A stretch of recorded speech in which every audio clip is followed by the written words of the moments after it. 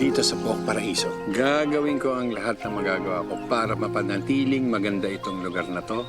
Para sa'yo, para sa kanya. Huwag mo siyang pababayaan. Chema! Ang pagkataong pinatigas ng mga pagsubok.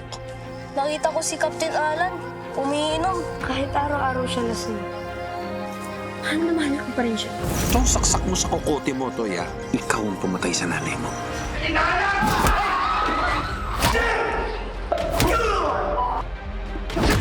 Wala kayong lugar dito sa Paraiso.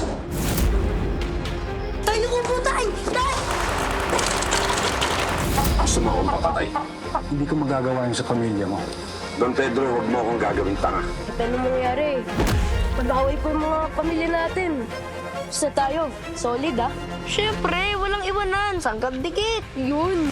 Ang sabahang pinagtibay ng panahon.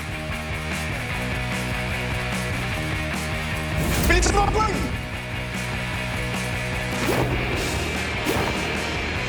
Wala kayo makawala. Ating gawin kamo sa kamo. Sangkang dikit.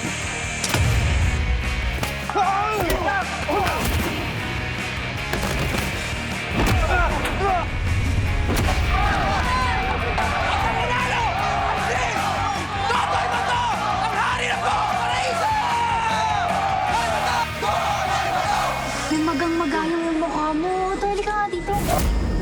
Ano? Sakit ba? Unti-unting wawasakin ng inggit at puot. Congressman Dwayne Perez. Itoto yan, ticket natin sa puso ng mga taga Pook Paraiso. I can do this on my own. Hindi ko kailangan si Totoy.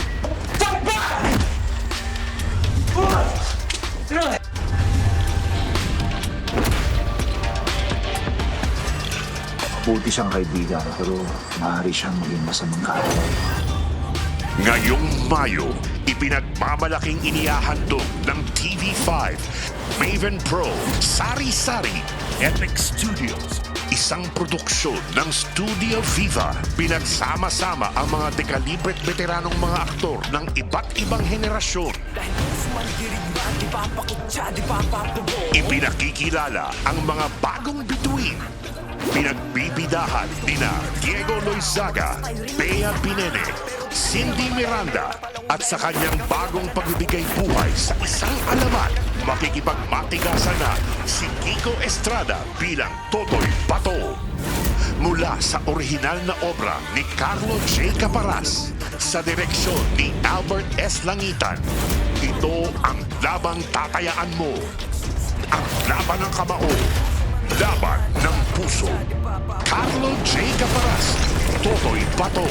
Ngayong May 5 na sa Todomax Primetime 5.